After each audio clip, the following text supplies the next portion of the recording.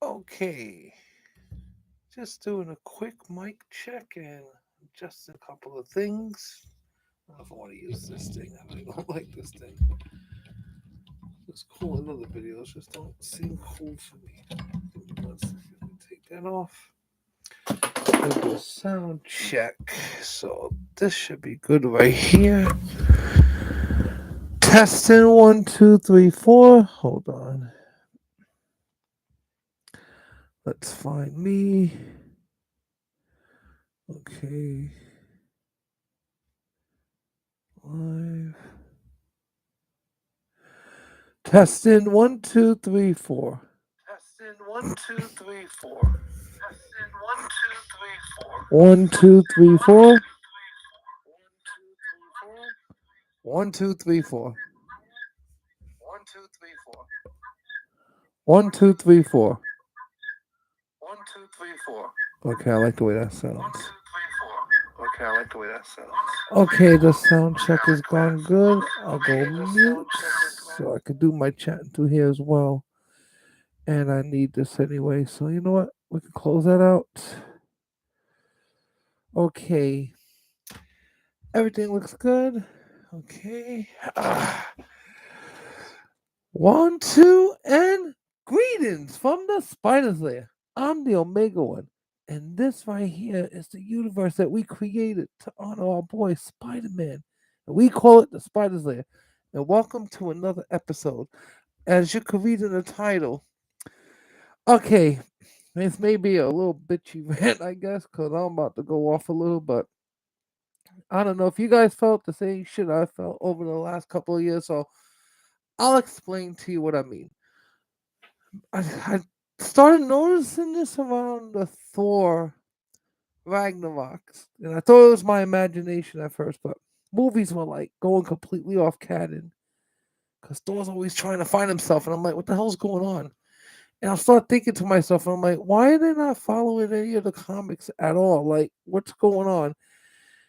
Starts with Thor.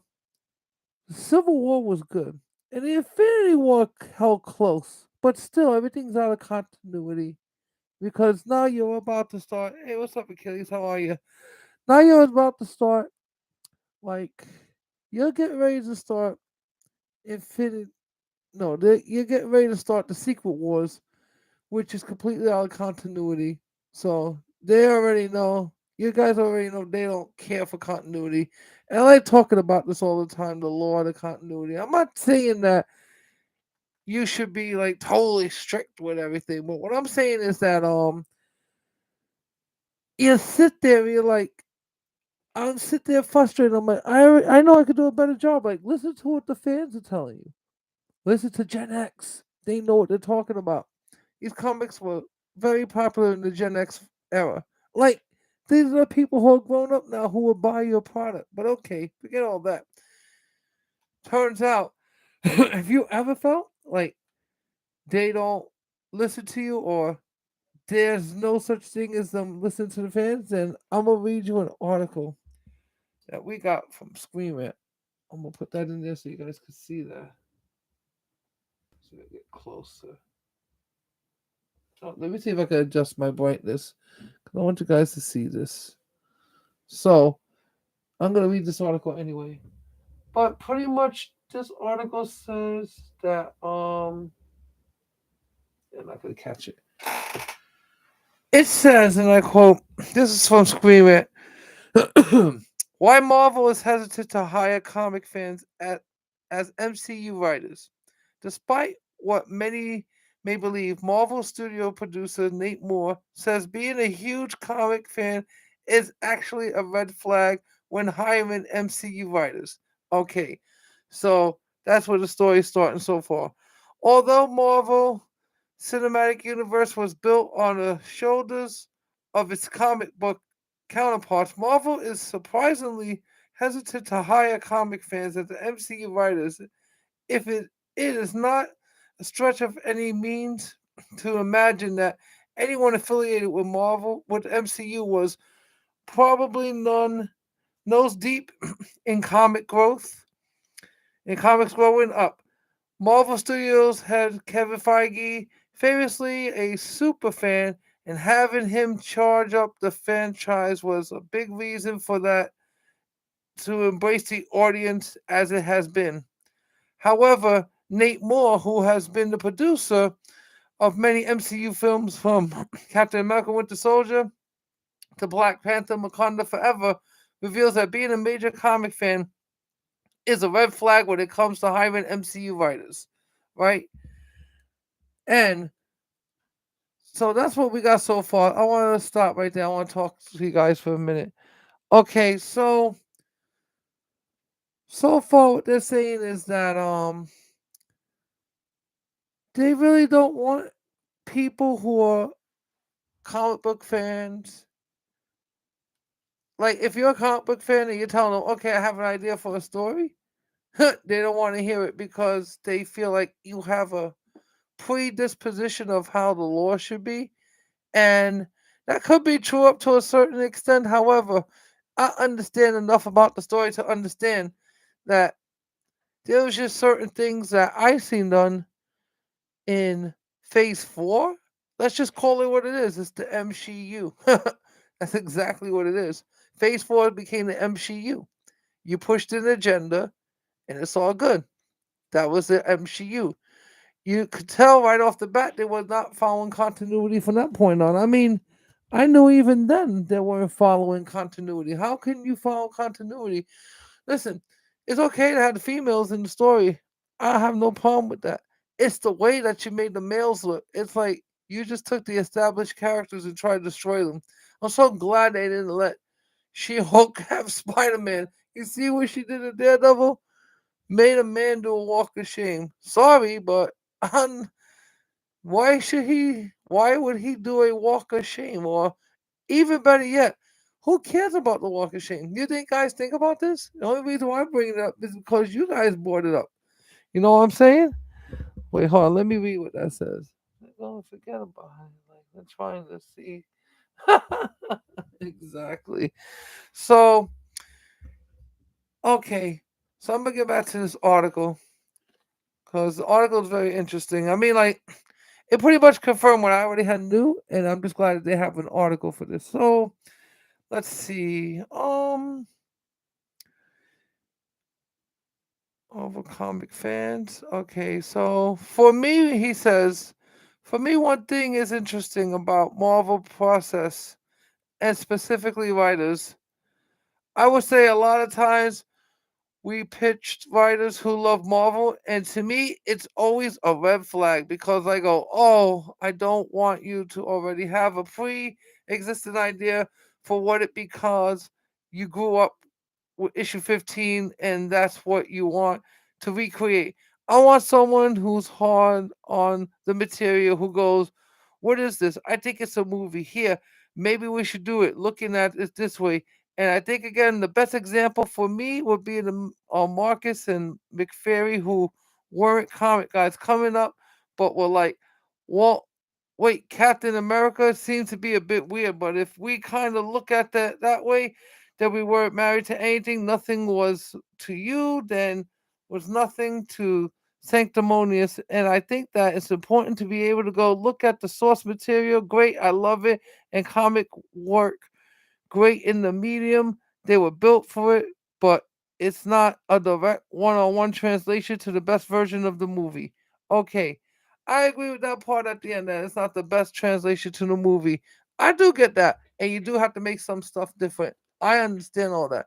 However, here's the deal, guys. It's weird that you guys don't understand. Look it up. The generation I read the most comics were Gen X and the baby boomers. These are the people who have the most comic reads. So, you're a business, Marvel, Disney, and I understand you want fresh looks at things. And remember, you can have whatever fresh look you want, but you decided to make the material that Stan Lee had created in his entire life, that he worked over his blood, sweat, and tears. And he always said that it's okay to add to the lore but don't change established characters. So you already won against the very creed of what the creator said, with no respect for the material. But then you want to complain about it, like as if we're doing something wrong. We're not doing anything wrong. We're the fans. I would think like if I was to run Marvel today, I need to run goddamn Marvel. I'm telling you, because if I was running this goddamn company today, I'll tell you what the hell I'd do. I would just be just like this. I know the age group is the millennial, not the millennials. I'm sorry. You guys are all right, but it's not you guys. It's Gen X. That's the freaking age group. Baby boomers, maybe, but Gen X, that's where all of the fandom comes from. This is the people who had the comics growing up. I already know. Gen X. That's it. It's real simple. You shoot for that one. I don't care. You shoot for that kind of audience because that's who your core audience is. So what he's saying about looking at it objectively and coming at it in a different angle. Well, you guys did. Look, you killed Captain America. Let's go through a list of the Avengers first of all, because I don't know if you guys realize it. Every Avenger has a female replacement, which I said I don't have a problem with that.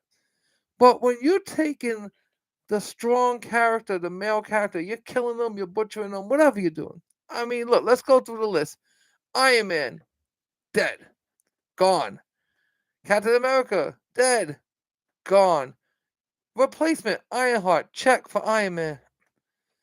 Replacement for Captain America. Captain Carter, check for Captain Carter. Doesn't matter what universe, we'll get him in there. That's my point. You see where this is going? I don't have a problem with it, but I'm going to be honest. If you're kicking off Phase 5 with the MCU, that's what I'm calling it. And don't worry, DC, you're not anymore not guilty of the same thing. Pretty much, you guys are the DCU as well. I mean, we could talk about this and it's all good. I just say like this. You don't want people that are comic fans yet. These are the people who know the story. So you're baiting and switching.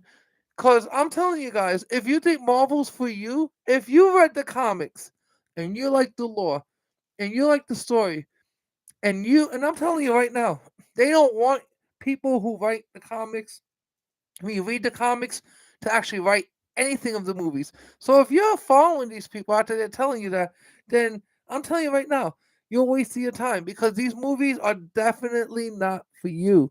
Who are they for? I don't know. There's a woke mom, there's an agenda mom, there's all kinds of moms. I don't know. I can tell you this much though. This whole phase 4 made less money than any phase so far, even with Wakanda Forever. We could go through Wakanda Forever. Even if it does make it's probably break even. Maybe. Hopefully. I mean, but honestly, I have no interest in seeing Wakanda Forever because it's a beta switch. I don't want to hear all this nonsense about what happened to T'Challa. You took Black Panther without having to kill. I get it that the man died. Rest in power, my brother. I get it. You died in real life, but you didn't have to kill off the character. But it's all good. That's your decision because if you were to ask somebody for the comic, I would be like, no, absolutely not. T'Challa can't die. Let Siri take over and then pass the mantle. Hopefully the kid gets it, his son. I don't know. But as far as I saw his face, as far as MCU, just pretty much, um, it's just I don't know. It ended weird. I didn't like it.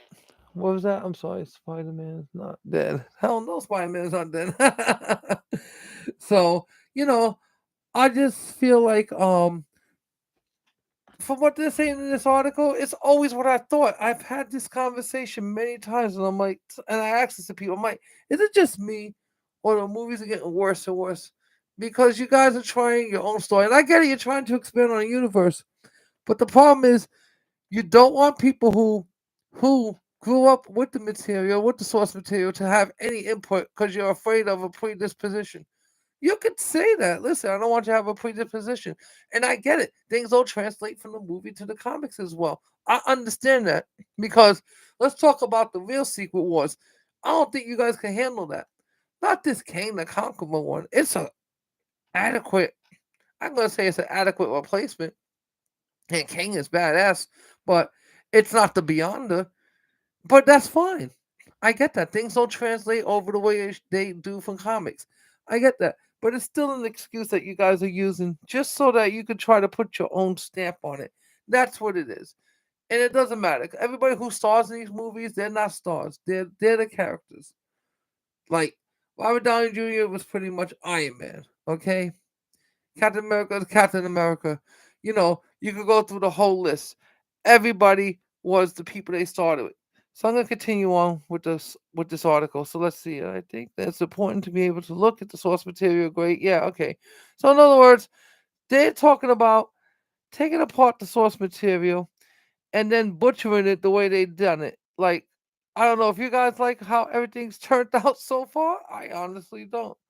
Let's see. Great example might be the most appearance of the Thor franchise. Chris Hemsworth, God of Thunder, was void of anything resembling the personality of the first MCU outlander. Yeah, it is not far off of the comic book concept. Humor almost exclusively came from the fish out of the water trope. Let's see what they say about Robert Downey Jr. Other Avengers, Robert Downey Jr. forever changed the course of Tony Stark in his first appearance of Iron Man, whose performance was such a hit that he even garnered the influences of the character's newer comic book portrayals.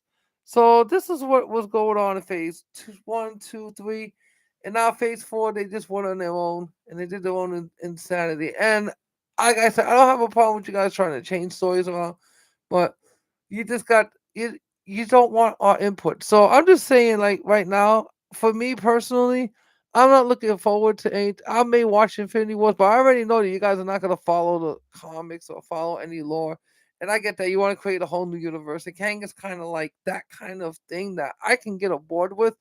But you guys gotta respect the fact that we're your fans as well. And we would like to have an input. And if it's not made for us, just tell us. Don't sell us something and sell it and do a bait and switch.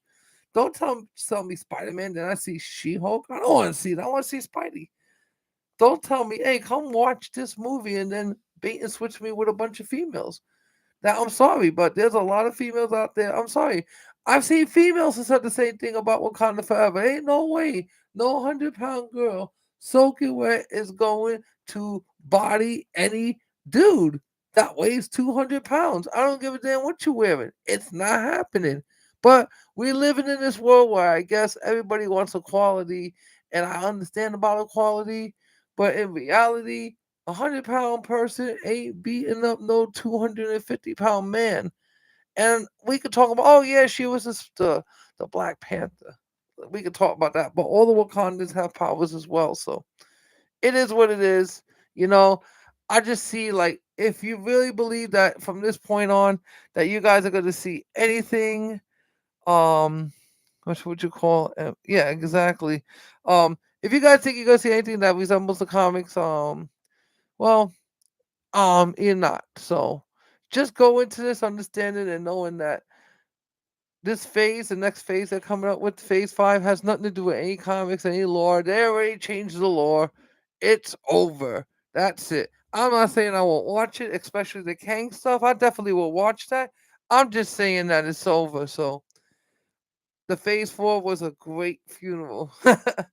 And I didn't find anything about it that I liked. They butchered Thor. They butchered damn Gore the God Butcher. Like, if you guys were to read the comics and see what he's about, oh man, I mean, that breaks into a whole nother story. We could talk about Thor. I may do a whole story on Gore the God Butcher because it ties into the symbiotes. He has that black sword that's pretty much from Null, so it kind of ties into the symbiotes. That's how Gore the God Butcher gets the sword. He gets it pretty much from Null fighting. I believe it could have been Thor. I'm not exactly sure, but yeah, ties into the story well. But they took Gore the God Butcher and they chumped his ass. They took Eternity, just made it a void.